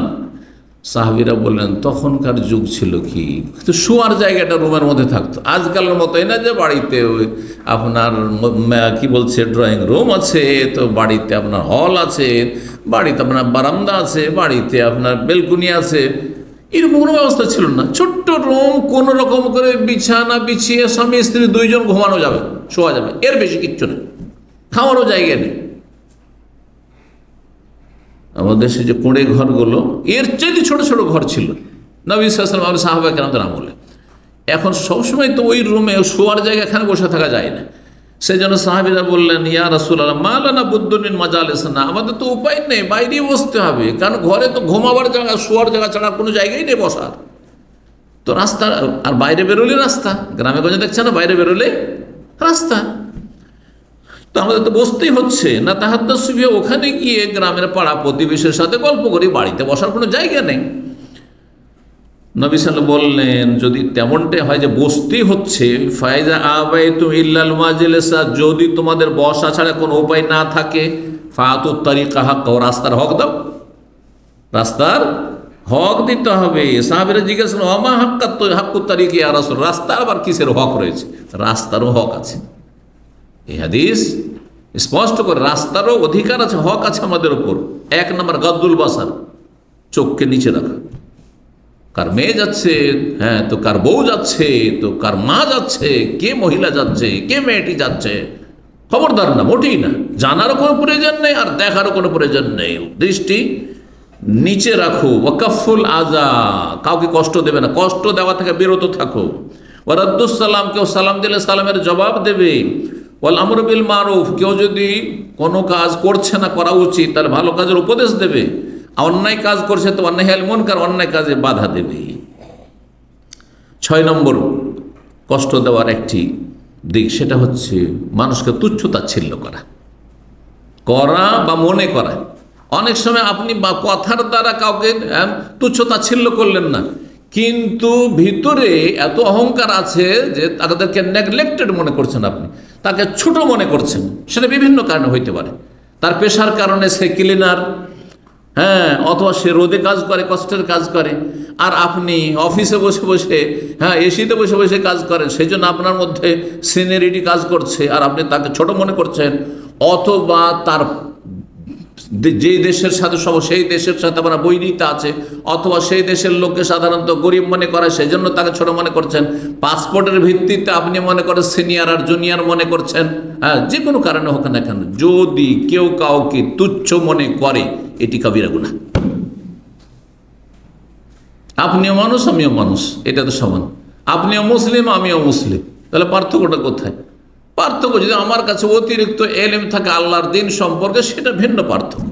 কিন্তু তার মানে এই নয় যে আমার মধ্যে অহংকার থাকতে হবে, বরং আল্লাহর শুকরিয়া আদায় করতে হবে। যাকে যত নিয়ামত আল্লাহ দেয়, তত বেশি শুকরিয়া আদায় করা উচিত। রাসূলুল্লাহ সাল্লাল্লাহু আলাইহি ওয়াসাল্লাম তাহাজ্জুদ পড়তে পড়তে পা ফুলে যেত, পা ফেটে যেত, হাদিস আছে না? তখন মা আয়েশা রাদিয়াল্লাহু তাআলা আনহা বললেন, ইয়া রাসূলুল্লাহ, আপনার তো আগের পরের ভুল ভ্রান্তি প্রথম কথা নেই, যদি হয় তো আল্লাহ কি করেছে? অগ্রিম, লিয়াগফিরা লাকা আল্লাহু মা তাকাদ্দামা মিন যামবিকা ওয়া মা তাআখার, সব মাফ, অগ্রিম ঘোষণা আল্লাহ করে দিয়েছেন। তো আপনি কেন তাহাজ্জুদ পড়ছেন এত কষ্ট করে? আর আপনি আপনার শরীরকে, জীবনটাকে এত কষ্ট কেন দিচ্ছেন? কি বলেছিলেন? আল্লাহ যখন এত বড় আমাকে নিয়ামত দিয়েছেন যে আমার ক্ষেত্রে অগ্রিম ঘোষণা, তোমার সব মাফ, তাহলে আমার করণীয় কিছু নেই, দায়িত্ব নেই? আফালা আকুন আবদান শাকুর, আমি কি শুকুর গুজার বান্দা হব না? তাহলে যাকে যত বেশি আল্লাহ দিয়েছেন, তত বেশি শুকরিয়া আদায় করতে হবে। যে আল্লাহ আমাকে এলেম দিয়েছেন, কাউকে আল্লাহ সৌন্দর্য দিয়েছেন, কাউকে আল্লাহ পয়সা দিয়েছেন, পয়সার শুকরিয়া আদায় করেন। অন্যকে কম দিয়েছেন, আমাকে দিয়েছেন, অহংকার নয়, বরং শুকরিয়া, আরো বেশি শুকরিয়া আদায় করতে হবে। সুস্থতা দিয়েছেন, আলহামদুলিল্লাহ আমি সুস্থ, অন্যরা অসুস্থ, আল্লাহ শুকরিয়া আদায় করবেন। হ্যাঁ, আল্লাহ আমাকে সিনিয়র দেশের নাগরিক বানিয়েছেন, আল্লাহ শুকরিয়া আদায় করেন আপনি। কিন্তু কাউকে ছোট মনে করবেন, এটি আপনার কাবিরা গুনাহ, কাবিরা গুনাহ। এই মর্মে রাসূলুল্লাহ সাল্লাল্লাহু আলাইহি ওয়াসাল্লাম হাদিস রয়েছে, হাদিস লম্বা রয়েছে, শুধু ওই অংশটুকু বলছি যে অংশটুকু এই বিষয়ের সাথে সম্পর্ক। সেটা কি? কাউকে তুচ্ছ মনে করা বা নিজের চাইতে ছোট মনে করা। বলছে রাসূলুল্লাহ, বিহাসবি ইমরিইন মিনাশ শাররি, মানুষের খারাপ মানুষ হওয়ার জন্য এতটাই যথেষ্ট, বেশি লাগে না খারাপ হইতে। ভালো হতে অনেক কিছু করা লাগে আর অনেক সময় লাগে, কিন্তু খারাপ হওয়ার জন্য সামান্য একটি দোষ যথেষ্ট। একজন মানুষের খারাপ মানুষ হওয়ার জন্য এতটা যথেষ্ট, আইয়াকিরা আখাহুল মুসলিম, কোন মুসলিম ভাইকে সে তুচ্ছ মনে করবে, ছোট মনে করবে, নিজেকে তার চাইতে সিনিয়র মনে করবে। সেই মুসলিমের 4650 নম্বর হাদিস। 7 নম্বর কষ্ট দেওয়া হচ্ছে মৃত ব্যক্তিকে গালমন্দ করা, দোষ চর্চা করা। আপনার বংশের, আপনার নিকট আত্মীয়, আপনার প্রিয়জন মারা গেছে, যদিও খারাপ ছিল, তার যদি দোষ চর্চা আপনার সামনে করি, আপনার কষ্ট লাগবে না? এটাও কষ্ট দেওয়া। আপনার বাপ নাস্তিক ছিল, আপনার বাপ বেনামাজি ছিল, মারা গেছে, দুনিয়া থেকে চলে গেছে, আফজাইলা মাক্কা, তো যা করেছে তো পেয়েই গেছে, পাচ্ছে তো, আল্লাহ তো ছাড়বে না কাউকে। আর তারপরে যদি বলি যে আপনার বাপটা হতভাগা, কষ্ট দেওয়া হলো না? নিষেধ করেছিল রাসূলুল্লাহ সাল্লাল্লাহু আলাইহি ওয়াসাল্লাম। জি, লা তাসাব্বুল আমওয়াত, মৃতদেরকে গালমন্দ করিও না, তাদের দোষ চর্চা করিও না। ফাতুযু বিহিল আহিয়া, যার কারণে যারা জীবিত আত্মীয় স্বজন আছে, প্রিয়জন আছে, তাদেরকে কষ্ট হবে, তাদের কষ্ট দেওয়া হবে, অবশ্যই কষ্ট লাগবে। আপনার বাবা, আপনার মা, আপনার ভাই, কষ্ট অবশ্যই লাগবে। আপনি বলেন না আবার প্রকাশ করেন না করেন। এই মর্মে বেশ কিছু হাদিস রয়েছে। আব্বাস রাদিয়াল্লাহু তাআলা আনহু, নবী সাল্লাল্লাহু আলাইহি ওয়াসাল্লাম বলে তার সম্পর্কে, ইন্নাল আব্বাস মিন্নি ওয়া আনা মিনহু, আব্বাস আমার আপনজন চাচা এবং আমি তার নিকটাত্মীয়। লা তাসুব্বু মাওতানা, আমাদের মৃতদেরকে গালমন্দ করিও না। ফাতুযু আহিয়ানা, যার কারণে আমাদের জীবিতদের কষ্ট দেওয়া হবে, যারা আমাদের বংশের যারা জীবিত আছে তাদেরকে কষ্ট দেওয়া হবে। হাদিস সুনান নাসাইতে রয়েছে। 8 নম্বর কষ্ট দেওয়া, সেটা হচ্ছে যদি আপনি বিয়ে করেন এমন একটা পরিবারে, যেই পরিবারটি আপনার আপনজনদের শত্রু, কষ্ট লাগবে না? আপনার বাপের দুশমন আর তার মেয়েকে যদি বিয়ে করেন, তার বোনকে বিয়ে করেন, ভালো লাগবে? দ্বিতীয় বিয়ে করবেন, আপনার স্ত্রী অথবা আপনার স্ত্রীর বংশের দুশমন, শত্রু, আর সেই বংশ থেকে আপনি বিয়ে করেছেন, কষ্ট লাগবে না? আরে তুমি বিয়ে করবে, করো, জায়েজ আছে, কিন্তু অন্তত আমাদের দুশমনকে ঘরে নিয়ে আসিও না, দুশমনকে কাছে নিয়ে আসিও না। আমাদের দেশে অনেক সময় দেখা যায় যে আপনার কোনো ভাইয়ের শত্রুতা আছে কারো সাথে, আর আপনি যদি ওর সাথে উঠা বসা পারবেন না এটা করতে, যদি করেন তো আপনার ভাইয়ের সাথে আপনার শত্রুতা হয়ে যাবে, হবে না? হবে না? কারণ আমার ভাইটা মেনে নিতে চাইবে না। তাহলে সেটা যদি আত্মীয়তায় পরিণত হয়ে যায়, যে তার সাথে আত্মীয়তা করছেন, তার ঘরে বিয়ে দিচ্ছেন, তার ঘর থেকে বিয়ে করে নিয়ে আসছেন, এটা না, এইভাবে যাতে কষ্ট হয় আপনজনদের, এই কাজ করবেন না। বিয়ের জন্য মেলা জায়গা রয়েছে, অন্য জায়গায় করুন। এই জন্য ফাতেমা রাদিয়াল্লাহু তাআলা আনহা যখন আলী রাদিয়াল্লাহু তাআলা আনহুর বিবাহ বন্ধনে ছিলেন, আর ওই সময় নবী সাল্লাল্লাহু আলাইহি ওয়াসাল্লাম শুনতে পেলেন কারো মাধ্যমে যে আবু জাহালের মেয়েকে আলী বিয়ে করতে নাকি প্রস্তুতি নিচ্ছে। ঘটনা শুনেছেন? যে আলী রাদিয়াল্লাহু তাআলা সম্পর্কে এরকম চর্চা শুনলেন যে আলী নাকি আবু জাহালের মেয়েকে বিয়ে করবেন। রাসূলুল্লাহ সাল্লাল্লাহু আলাইহি ওয়াসাল্লাম কঠোরভাবে নিষেধ করলেন এবং নিজের উদ্বেগের কথা প্রকাশ করলেন। হাদিস নম্বর এসে শেষখানে বলছি যে আমি শুনতে পেলাম যে হেশাম বিন মুগিরার গোত্রের লোকেরা তারা তাদের মেয়ের বিয়ে দিতে চায় আলীর সাথে, আর তারা আমার কাছে অনুমতি চাইছে যে আপনার জামাইকে আমরা আমাদের বংশে আমাদের গোত্রের মেয়েদের, মানে ওই আবু জাহালের মেয়ের সাথে বিয়ে দিতে চাই। অথচ আবু জাহালের মেয়ে মুসলমান হয়ে গেছিল, কিন্তু তারপরেও আল্লাহর দুশমন কত কষ্ট দিয়েছে, এই জালেম, এই উম্মতের ফেরাউন, মক্কার ফেরাউন, সে ফেরাউনের মেয়েকে বিয়ে করবে আমার জামাই? না, বলছেন আমার কাছে অনুমতি নাকি চাইছে তারা। ফালা আযানুল্লাহ সুম্মালা আযানুল্লাহ সুম্মালা আযানুল্লাহ, 3 বার বলছে কখনো আমি অনুমতি দেব না, কখনো অনুমতি দেব না, কখনো অনুমতি দেব না যে আমার মেয়ের সতীন হবে, হ্যাঁ, আমার দুশমন আল্লাহর দুশমন আবু জাহেলের মেয়ে। এটা হইতে পারে না। জি, তবে ইল্লা ইউহিব্বা ইবনে আবি তালিব, তবে যদি আলী ইবনে আবি তালিব মনে করে যে আমি বিয়ে করব, তাহলে ইউতাল্লিকা ইবনাতি, আমার মেয়েকে তালাক দিয়ে দিই। ওয়ান কাহিবনা, তারপর আবু জাহেলের মেয়েকে বিয়ে করব। তাহলে বলতে পারবে মেয়ের বাবা বা মেয়ে বলতে পারবে যে দুশমন। কিন্তু আমাদের দেশে যে দ্বিতীয় বিয়ে করলে আমাকে তালাক দাও, এইটা হারাম। দ্বিতীয় বিয়ে করার অধিকারকেই হরণ করে নিল একবারে, হ্যাঁ, দখল করে বসলো আপনার স্ত্রী, এইটি হারাম কাজ। কিন্তু দুশমনের ঘরে যদি আপনি বিয়ে করেন, আপনার স্ত্রী দুশমনের ঘর, আপনার শ্বশুরের দুশমনের ঘর থেকে বিয়ে করেন, তাহলে সেই অধিকার তখন আছে। কষ্ট দেবেন না কথাই। কেন? ফাইন্না ইবনাতি বাদআতুম মিন্নি ওয়া ইয়ারিবুনি মা রাবা ওয়া ইউজিনি মা যা, কারণ আমার কন্যা ফাতেমা আমার শরীরের জীবনের একটি অংশ, যাতে তার কষ্ট হয় আমার কষ্ট হয়, যাতে সে অশান্তি অনুভব করে তাতে আমার অশান্তি হবে। 9 নম্বর কষ্ট দেওয়া হচ্ছে মানুষের দোষ ত্রুটির তল্লাশি করা, দোষ খুঁজে বেড়া, মানে ওত পেতে থাকা, দেখি যখন তখন খালি দোষ চর্চা করা, আজকে এর মধ্যে এই দোষ দেখলাম, আর মধ্যে এই দেখলাম। হ্যাঁ, না, কখনো করবেন না। মানুষের দোষ তলাশ করে বাড়াবেন না, না হলে আল্লাহ আপনার একটি দোষ সবগুলি মানুষের সামনে প্রকাশ করে। আল্লাহ তো সবই জানছেন, আল্লাহকে তলাশ করতে হবে না। আল্লাহ সব মানুষের সামনে প্রকাশ করে দুনিয়া আখেরাতে হাসরের মাঠে আপনাকে সমস্ত মানুষের সামনে লাঞ্ছিত অপদস্থ করবেন। এই মর্মে রাসূলুল্লাহ হাদিস রয়েছে সুনানে তিরমিজিতে, বলছেন রাসূলুল্লাহ সাল্লাল্লাহু আলাইহি ওয়াসাল্লাম, ইয়া মাশারা মান আসলামা বিলিসানিহি, হে ওই সব লোকেরা যারা মুখে প্রাথমিক স্তরে ইসলামকে গ্রহণ করেছো, মানে নতুন নতুন মুসলমান হয়েছো, ওয়ালাম ইউফিজুল ঈমান ইলা কলবিহি, আর অন্তরে এখন ঈমান শক্ত হয়ে বসেনি, লা তুজুল মুসলিমিন, কোন মুসলিমকে কষ্ট দিও না, ওয়ালা তুআইয়িরুহুম, তাদেরকে কখনো খোঁটা দিও না, আঘাতমূলক কথা বলিও না, ওয়ালা তাত্তাবিউ আওরাতিহিম, তাদের দোষ তলাশ করে বেড়াইও না। ফাইন্নাহু মান তাত্তাবা আওরাত আখিল মুসলিম, কেউ যদি কোনো মুসলিমের দোষ তলাশ করে বেড়ায়, দেখি এর দোষ পাই কিনা, দেখি, মানুষের দোষ পেয়েই যাবেন আপনি। হ্যাঁ, 2-4-5 দিন চলাফেরা করলে কোনো জায়গায় একটু ত্রুটি পাবেনই, আপনি শুধু দোষ তলাশ করে বেড়াচ্ছেন। যদি এই কাজটি করে তাতাব্বাল্লাহ আওরাত, আল্লাহ তার দোষগুলি সবগুলিকে একত্রিত করে দেবেন। অমান তাতাব্বাল আওরাত, আর আল্লাহ যদি সব দোষকে এক জায়গায় জমা করে দেয় তোমার, ইয়াফুদাহু আলা ফি জাওফির রাহলি, বাড়িতে যদি ঢুকেও থাকে যে বাইরে বেরোবো না, তবু আল্লাহ আপনাকে আপনার ঘরের ভিতরে থাকা অবস্থায় লাঞ্ছিত অবস্থ করে দেবেন। মানুষের সমাজে নামে নির্জনে থাকবো, তবু আল্লাহ আপনাকে লাঞ্ছিত করবে, এটা তো দুনিয়াতে, আর হাসর মাঠেও লাঞ্ছিত করবেন। সুনান তিরমিজির হাদিস। 10 নম্বর কষ্ট দেওয়া হিংসার মাধ্যমে। আপনি হিংসা করছেন, যার হিংসা করছে তাকে কষ্ট দিচ্ছেন আপনি, হয়তো জানতে পারলো না কিন্তু কষ্ট দিচ্ছেন আপনি। যদি জানতে পারেন কষ্ট হবে না যে আমার হিংসা করে।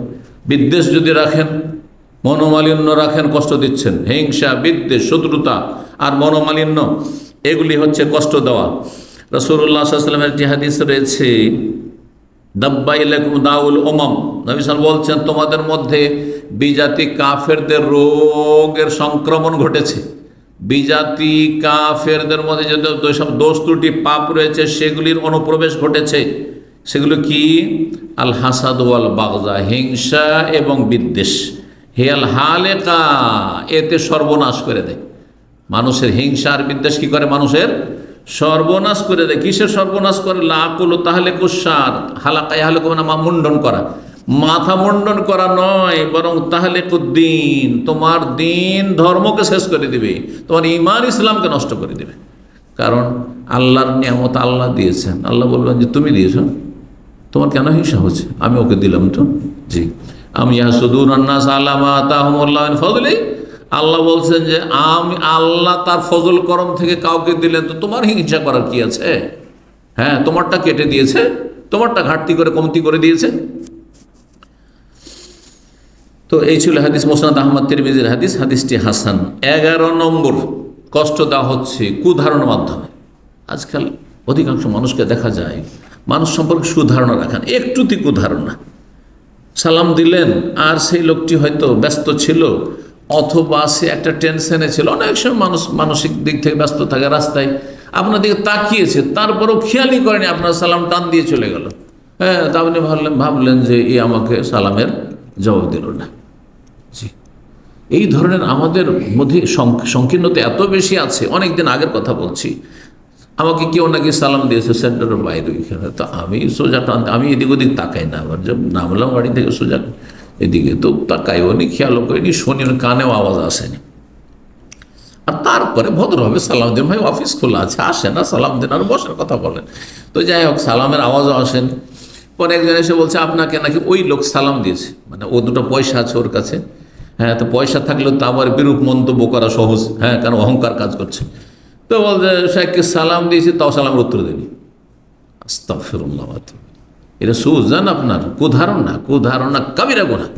আল্লাহর সূরা হয়ে যাবে ইন্না বাযা যান্নি ইসমুন, কিছু কিছু ধারণা গুনার কাজ।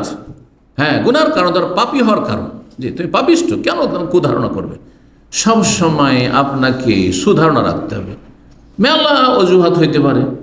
জি, ওলামারা বলেছেন তোমার ভাইয়ের জন্য 70টা ওজোর খোঁজো, হইতে পারে সে খেয়াল করেনি, হইতে পারে বেচারা ব্যস্ত ছিল, হইতে পারে আর কিছু, মেলা হইতে পারে, ভালো মেলা হইতে পারে। আপনি মন্দটাই কেন যাচ্ছেন? আপনি 12 নম্বর কষ্ট দেওয়া, ধূমপান করার মাধ্যমে, জর্দা খাওয়ার মাধ্যমে, হ্যাঁ, মুখের গন্ধের মাধ্যমে। অনেকে দাঁত পরিষ্কার করে না, অনেকে কি করে না, দাঁত পরিষ্কার করে না, পাশে এসে বলে মুখ থেকে গন্ধ ছড়ায়। হ্যাঁ হ্যাঁ, অথবা আপনার পেঁয়াজ খেয়েছেন, কাঁচা পেঁয়াজ খেয়েছেন, রসুন খেয়ে, কাঁচা পেঁয়াজ রসুন খেয়ে মসজিদে জামাতে আসতে নিষেধ করে রাসূলুল্লাহ সাল্লাল্লাহু আলাইহি ওয়াসাল্লাম। কাঁচা পেঁয়াজ রসুনের চাইতেও নিকৃষ্ট নোংরা গন্ধ হচ্ছে এই বিড়ি সিগারেটের আর এই জর্দার। যারা জর্দা খায় না, তামাক সেবন করেন না, তারা বুঝতে পারবে। আপনি জর্দাখোর, হারামখোর কেমন করে বুঝবেন? আপনি হারাম খাচ্ছেন, তো আপনার তো প্রকৃতি বিকৃত হয়ে গেছে। হ্যাঁ, আপনার স্বাদ, জিভার স্বাদ আর নাকের স্বাদ আপনার চেঞ্জ হয়ে গেছে, বিকৃত হয়ে গেছে, সেই জন্য বুঝতে পারছেন না যে এগুলো খারাপ। জি, সুতরাং এমন কিছু তামাকু ব্যবহার করে অথবা ধূমপান করে, জর্দা খেয়ে, এসব করে কষ্ট দেবেন না কাউকে। এরকম পেঁয়াজ রসুন কাঁচা। 13 নম্বর কষ্ট দেওয়া হচ্ছে আপনার ময়লা আবর্জনা, যে কোনো কিছু হোক না কেন, যেটার প্রয়োজন নেই রাস্তায় ফেলে দিলেন। পানি খাওয়া শেষ হয়েছে, এখান থেকে নামলেন, পানির বোতলটা নিয়ে একটু কষ্ট করে ডাস্টবিনে ফেলে আসবেন না, ফেলে দিয়ে চলে গেলেন আপনি, সেন্টারের বাইরে রাস্তায় ফেলে দিলেন। আপনি কেন করছেন? এই দেশে 24 ঘন্টা ক্লিনার রাস্তায় ঘোরাফেরা করছে না? কারণ এখানে তাহলে হ্যাঁ, অধিকাংশ লোকেরা এখনো সেই সভ্যতায় পৌঁছেনি যে না, এটা আমার সেলফ সার্ভিস করতে হবে, এটা আমার ডাস্টবিনে ফেলে দিতে হবে। সেই জন্য কিন্তু আমার 4 বার যাওয়া হয়ে গেল, আপনার কয়েকবার যাওয়া হয়ে গেলো এতে, ইউকে তো, আর ইউকের প্রায় শহরগুলিতে এখন মোটামুটি যাওয়া হয়ে গেল। সুবহানাল্লাহ, প্রথমবার যখন যাই তখন গিয়ে লন্ডনে, দ্বিতীয়বার তার প্রশ্ন ওঠে না, কারণ প্রথমবারে জেনে ফেলেছি।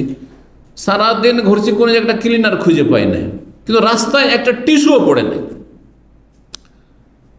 তো আমি বললাম আমার সঙ্গীরা যারা ছিল ওখানেই জন্ম, সিলেটের ভাইরা ছিল, তো আমি বললাম যে এইখানে কোনো ক্লিনার দেখি না যে।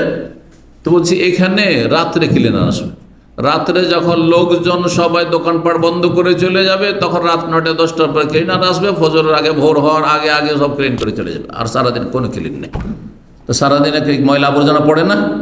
না, এই দেশের মতো ময়লা আবর্জনা পড়ে না, আর ইন্ডিয়া বাংলাদেশের মতো নয় যে ময়লা আবর্জনা এবার নোংরা হয়ে আছে, কিচ্ছু নেই, একটা কিচ্ছু পড়ে নেই। কারণ সবাই নিজ নিজ দায়িত্বে জানে যে এটা এখানে ফেলা চলবে না। এই না যে সব জায়গায় পুলিশ দাঁড়িয়ে আছে, অনেকে মনে করে যে ওই ফাইনের ভয়, পেনাল্টির ভয়। না না না, আমি তো করলাম, কোথাও দেখলাম আছে, আপনি ধরা খেয়ে যান তাহলে পেনাল্টি অবশ্যই আছে, জরিমানা আছে, কিন্তু ওইভাবে নেই। হ্যাঁ, যে সব জায়গাতে দাঁড়িয়ে আছে লোকেরা। তো কথা হচ্ছে, কিন্তু মানুষ এটা শিখে গেছে যে না, এটা মানবতা, যে আমার জিনিসটা, আমার ময়লা আবর্জনাটা আমি ফেলে দেবো, আমি নিজে ফেলে আসবো, যেখানে ফেলার জায়গা সেখানে ফেলে আসবো, যেখানে সেখানে ফেলবো না। দেখুন কীভাবে ময়লা, এই যে এইখানে ক্লাসরুম থেকে চলে যাবে দেখবেন যে বোতল পড়ে আছে, নাহলে কারো টিস্যু পড়ে আছে, নাহলে আর কিছু পড়ে আছে। আশ্চর্য কথা, কেন পড়ে থাকবে? আপনার জিনিস আপনি এখান থেকে উঠিয়ে নিয়ে গিয়ে, তো গেটের বাইরেই তো আপনার ডাস্টবিন আছে, ওখানে ফেলে দেন আল্লাহর রাস্তা। এগুলো হচ্ছে কষ্ট দেওয়া। এটা যদি সিঁড়িতে ফেলা হয়, গ্যালারিতে ফেলা হয়, যেগুলোতে হাঁটছে, রাস্তাঘাটে ফেলা হয়, হ্যাঁ, কর্নিশে ফেলা হয়, আপনার বিচে, সমুদ্র বিচে, পার্কে ফেলা হয়, আর হচ্ছে কত ময়লা আবর্জনা হয়ে থাকছে। সকাল সকাল আমরা ভদ্র মানুষরা যদি দাড়িওয়ালা লোককে দেখতে চান আপনি বিচে, তাহলে সকালে চলে যাবেন। গত শনিবারে বাচ্চাদেরকে নিয়ে বিচে, শনিবারে সকালে, আমি সকাল ছাড়া সন্ধ্যায় যাই না, কারণ আজে বাজে লোকের সাথে বসা আমার জন্য অরুচিকর। তো সন্ধ্যাবেলায় পছন্দই করি না, কারণ সব রকম লোক থাকে সেখানে। সকালবেলা গিয়েছি, তো আমার ছেলেমেয়েরা বলছে সবাই যে সকালবেলা দাড়িওয়ালা ছাড়া অন্য খুঁজে পাওয়া যাবে না। সকালবেলা কর্নিশে, হ্যাঁ, মানে বিচে, সমুদ্র বিচে দাড়িওয়ালা ছাড়া অন্য কাউকে খুঁজে পাওয়া যাবে না। আরবরা আসলো, ওই দাড়িওয়ালা পরেশগার লোকেরা আসে, ভদ্র লোকেরা আসে, তো তাদের সাথে দেখা সাক্ষাৎ হইলো, মানুষের মতো কথাবার্তা হয়। কিন্তু সন্ধ্যাবেলা সব শ্রেণীর লোক, ওপর থেকে নিয়ে নিচ পর্যন্ত সব শ্রেণীর লোকেরা থাকে। তো এই জন্য কখনো আমি পছন্দ করি না যে কেউ বলবে যে চলেন একটু যাই ওইদিকে সন্ধ্যাবেলা বিচের দিকে, না, কখনো না। আমার এই অভ্যাসই নেই, বাচ্চাদের এটা অভ্যাস করাই না। তো কোনো জায়গায় কোনো কিছু ময়লা আবর্জনা ফেলে রাখা, যেটা কষ্টের কারণ হইতে পারে। 14 নম্বর হচ্ছে ধার কর্জা নিয়ে আপনি নিরুপায় না, আপনার সংসার চলছে, আপনার কাজ চলছে, কিন্তু আপনি টালবাহানা করছে, দিব দিচ্ছি, এই তো দিয়ে দেবো, এই তো দিয়ে দেবো না। নবী সাল্লাল্লাহু আলাইহি ওয়াসাল্লাম বলেছেন, মাতুলুল গানি যুলমুন, সচ্ছল ব্যক্তি যদি ধার কর্জা নিয়ে টালবাহানা করে, ওয়াদা খেলাফি করে, সময় মতো না দেয়, না চাইলে দেবে না। আজকাল বাঙালি সমাজে আমার মনে হয় শতকরা একজনও পাবেন না যে মনে করে যে আমাকে নিজে থেকে দিয়ে দিতে হবে। আমাদের এখানকার ছাত্র, দুইজনই ছাত্র ছিল, একজন আরেকজনকে ধার দিয়েছে, যাকে ধার, তারপরে দেশে চলে গেছে বা দেশে গিয়ে ধার দিয়েছে, 2-3 বছর হয়ে গেছে, দেয় না। তখন এই ছাত্র যে ধার দিয়েছে ওকে বলছে, সে নিজেই এসে শোনাচ্ছে ঘটনাটি, বলছে যে 3 বছর হয়ে গেল, টাকাটা দিলেন না। তো বলছে আপনি তো চাননি। জি, আমাদের ছাত্রদের অবস্থা যদি এরকম হয়ে থাকে, যারা দিন শিখে, তাহলে বাকি যারা দিন শিখে না তাদের দুর্দশা শেষ আছে, তাদের বদচরিত্রের শেষ আছে, আর তাদের আমানতের খেয়ানতের শেষ আছে। চিন্তা করুন আপনি, কারণ প্র্যাকটিসিং মুসলিম এখান থেকে তৈরি হয়। প্র্যাকটিসিং মুসলিম দিন শিখার মাধ্যমে তৈরি হয়, যারা যা শিখে আমল করার চেষ্টা করে। তো আমাদেরকে সংশোধন হইতে হবে আগে, তারপরে জাতিকে সংশোধন করে। কেন চাইবে? বরং আপনি বলবেন যে আমি টাইম বেঁধে দিলাম ভাই, 1 মাসের জন্য দিয়ে নিলাম, 1 মাসের ভিতরে দিয়ে দেবো।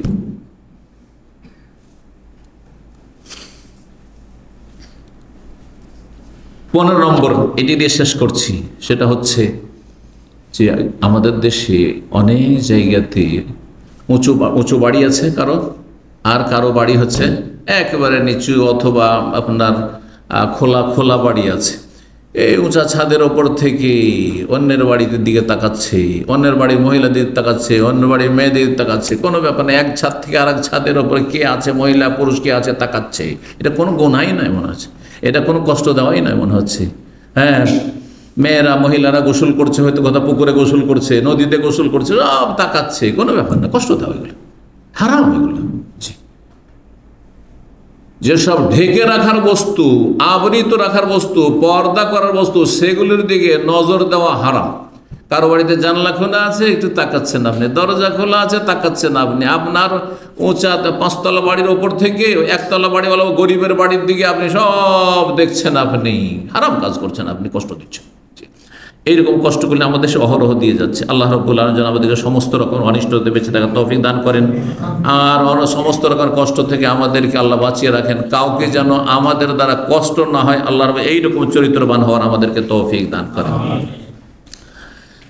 2-1টি উক্তি আপনাদের সামনে শেষখানে বলে শেষ করি। ইমাম রবি ইবনে খুসাইম বলছেন, আন্নাসু রাজুলানে, মানুষ হচ্ছে 2 শ্রেণীর। এক হচ্ছে মুমিন, মানে মুসলিম, ফালা তুজু, কোনো মুমিন মুসলিমকে কষ্ট দেবে না। ও জাহিল, আর এক হচ্ছে মূর্খ। একজন ইমানদার যে ইসলাম সম্পর্কে জানে, তো তার মর্যাদা আরও বেশি। সুতরাং তাকে কোনোদিন কষ্ট দেবেন না। আরেকজন জাহেল, সাধারণ আম পাবলিক মানুষ, মূর্খ মানুষ, বেশি কিছু জানে না, দিন সম্পর্কে জ্ঞান রাখে না, মূর্খামিও করতে পারে। ফালা তুজার, সে মূর্খামি করবে, তুমি মূর্খের সাথে মূর্খামি করিও না, তুমিও মূর্খ হইও না। হ্যাঁ, যেমন কুকুরে যদি কামড় দিতে আসে বা ঘেউ ঘেউ করে, তা আপনিও ঘেউ ঘেউ করতে লাগবেন নাকি? হ্যাঁ, ঠিক ওই রকম মূর্খ লোক যদি মূর্খামি করে, বেয়াদবি করে, অসভ্য হয়, তো আপনি অসভ্য হবে, নিচে নামবেন? কখনো নিচে নামবেন না। আপনি আপনার মান সম্মান রক্ষা করার জন্য ওয়া আরিজানিল জাহিলিন, সেখান থেকে কেটে পড়বেন। কোরআনের ভাষা আল্লাহ বলছেন। ইমাম ইবনে রাজব রাহিমাহুল্লাহ বলছেন যে আন্নাল মুসলিম লা ইয়াহিল্লু ইসারুল আযাইর বিওয়াজহি মিনাল ওযু, কোন মুসলিমকে কোন রকমের কষ্ট দেওয়া হালাল নয়, হারাম। মিন কওল, কথার দ্বারা হোক অথবা কোনো আচার আচরণ দ্বারা হোক। ইয়াহইয়া ইবনে মায রাজি রাহিমাহুল্লাহ ইমাম বলছেন লিয়াকুন হাজ্জুল মুমিন কা সালাসা, তুমি তোমার মুমিন মুসলিম ভাই সম্পর্কে কমপক্ষে তিনটির একটি ভূমিকা অবশ্যই হইতে হবে। ইনলাম তানফাহু ফালা তাদুররহু, যদি তার উপকার না করতে পারো তো কমপক্ষে ক্ষতি করবে না। আমি আমার কলিগদেরকে, যারা আমার জুনিয়র হয়ে পরে এসছে, এই ইসলামী সেন্টারে হোক অথবা আমার শিক্ষকতার জামানাতে হোক, আমি একটা কথা সবসময় বলতাম যে ভাই, আপনার উপকার হয়তো আমি করতে নাও পারি, হ্যাঁ, নাও হইতে পারে আমার দ্বারা, কিন্তু এতটুকু জানবে যে আমি মতিউর রহমান কারো ক্ষতি করি না, হিংসা করি না, ক্ষতি করি না, আপনাকে ডাউন করার চেষ্টা করবো না। আপনি আপনার যোগ্যতা দিয়ে আপনি খুব উন্নতি করেন। হ্যাঁ, কমপক্ষে এতটা আমার দুর্বল ইমানের পরিচয় যে তুমি যদি উপকার না করতে পারো ফালা তাদুররহু, কারো ক্ষতি করবে না। ওয়াইল্লাম তুফরেহু ফালা তাকুম্মাহু, কাউকে যদি খুশি না করতে পারো, আনন্দ না দিতে পারো, তো তাকে দুঃখিত করিও না, হ্যাঁ, তাকে শোকাহত করিও না। ওয়াইল্লাম তামদাহু, তৃতীয় বিষয়টি হচ্ছে যদি কারো প্রশংসা করতে না পারো, অনেক সময় প্রশংসা করতে কষ্ট লাগে, আরে ওর প্রশংসা করবো তার উপহার বেড়ে যাবে আমার কাছে, হ্যাঁ, তো প্রশংসা করতে যদি না পারো ফালা তাজুম্মাহু, তার নিন্দা করিও না, চুপ থাকো, নীরব থাকো। জামেউল উলুম ওয়াল হিকাম, ইমাম ইবনে রাজব রাহিমাহুল্লাহর কিতাবের 294 পৃষ্ঠায় এই কথাগুলি রয়েছে। আল্লাহ রাব্বুল আলামিন যেন আমাদেরকে নেক আমলে তৌফিক দান করেন, মানুষের উপকার করা তৌফিক দান করেন, হিতাকাঙ্ক্ষী হওয়ার তৌফিক দান করেন।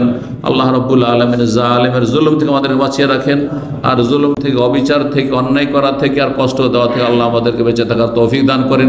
ভুল ত্রুটি যা হয়েছে আল্লাহ যেন আমাদেরকে ক্ষমা করে দেন এবং জান্নাতুল ফিরদাউস দান করেন, জাহান্নামের আযাব থেকে রক্ষা করেন। রব্বানা আতিনা ফিদ দুনিয়া হাসানা ওয়া ফিল আখিরাতি হাসানা ওয়া কিনা আযাবান নার। সুবহানা রাব্বিকা রাব্বিল ইজ্জাতি আম্মা ইয়াসিফুন ওয়া সালামুন আলাল মুরসালিন ওয়াল হামদুলিল্লাহি রাব্বিল আলামিন।